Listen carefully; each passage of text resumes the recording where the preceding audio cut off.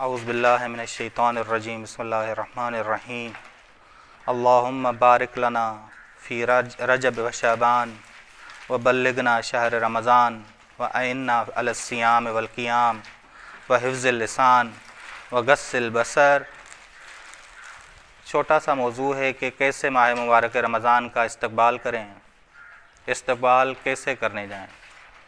اگر صحیفہ سجادیہ کی طرف نگاہ کریں تو صحیفہ سجادیہ میں دونوں دعائیں 44 اور 46 کٹھی آئی ہیں کہ امام ماہ رمضان کے استقبال کے لیے بھی دعا کیا کرتے تھے اور ماہ رمضان کو وداع بھی کرتے تھے۔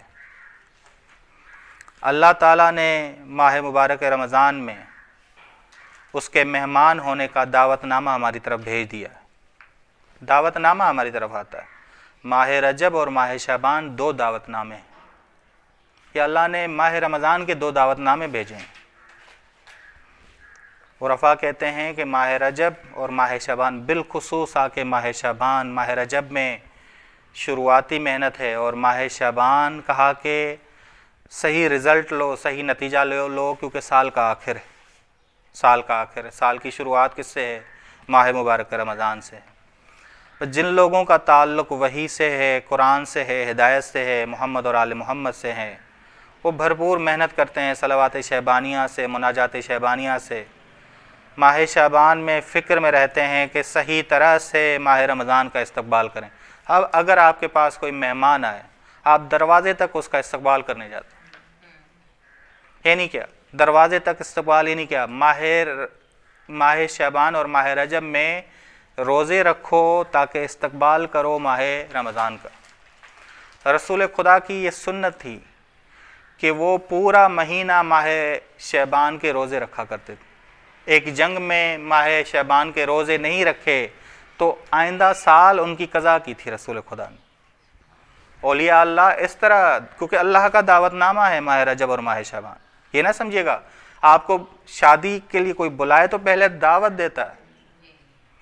اگر کوئی شہر اللہ کی طرف تو بلائے تو خدا دعوت دیتا ہے 2 مہینوں سے دعوت دیتا ہے۔ اب جب بلایا ہے اس نے، دعوت نامہ بھیجا ہے اس نے، تو جانے والا کیا کرتا ہے؟ تیاری کرتا ہے، بہترین لباس پہنتا ہے، وہ لباس تقوی کا لباس، نہاتا بھی ہے۔ یہ آلودگیوں سے اپنے آپ کو پاک کرنا ضروری ہے، یہ معنوی غسل کرنا ضروری ہے۔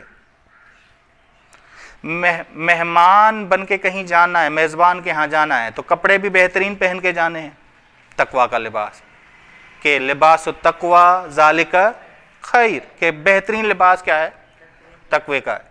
اور نہا کے بھی جانا ہے، نہا کے نہیں، غسل توبہ استغفار، کہ ہم توبہ بھی کریں، استغفار بھی کریں۔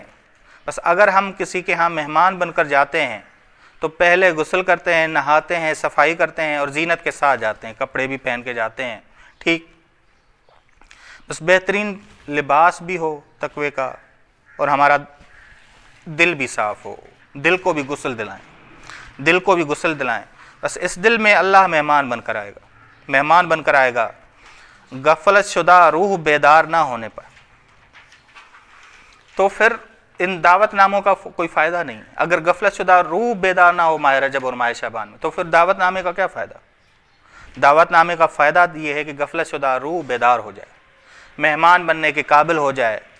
جوں ہی ماہ رجب کا چاند نظر آتا تو آپ دیکھیں رسول خدا کی کیا دعا، ائمہ علیہ السلام کی کیا دعا۔ میں رسول خدا کی ایک دعا، ائمہ علیہ السلام کی بھی دعائیں ہیں کافی، میں رسول خدا کی یہ دعا پڑھ لیتا ہوں کہ رسول خدا یہ ماہ رجب کا چاند دیکھتے ہوئے، کیونکہ دعوت نامہ آیا، اب ماہ رمضان کا دعوت نامہ 2 مہینوں سے آیا ہے۔ اللہم بارک لنا فی رجب و شعبان، خدا میرے لیے بابرکت کر ماہ رجب اور ماہ شعبان، وبلغنا شہر رمضان، کامل پہنچا دے مجھے، پاک اور صاف، بلغ پوری طرح پہنچانا، خدا پوری طرح مجھے پہنچا دے پوری طرح تیاری کے ساتھ پہنچا دے۔ وَأَعِنَّا، کیسے؟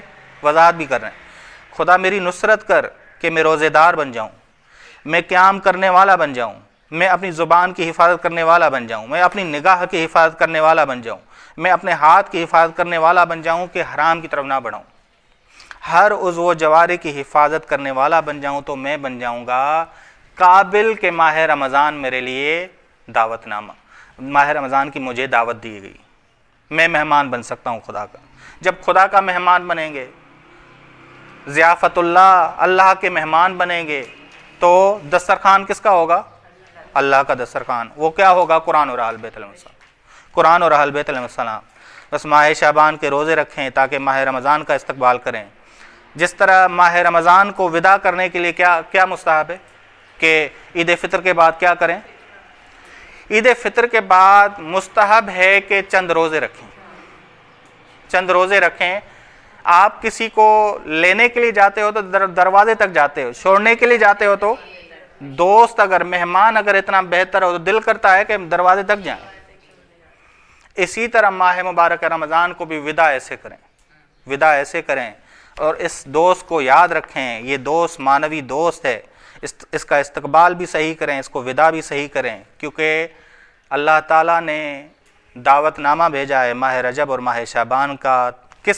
کون سا دعوت نامہ ہے؟ کہ تم مہمان بنو ماہ مبارک رمضان میں۔ بس خدا ہمیں توفیق دے کہ صحیح استقبال کریں اور صحیح سے وداع کریں، کہ اپنے آپ کو بخشوا لیں۔ وصلی اللہ علی محمد اہل بیتہ الطیبین الطاہرین، اللہم صلی علی محمد وآل محمد وعجل۔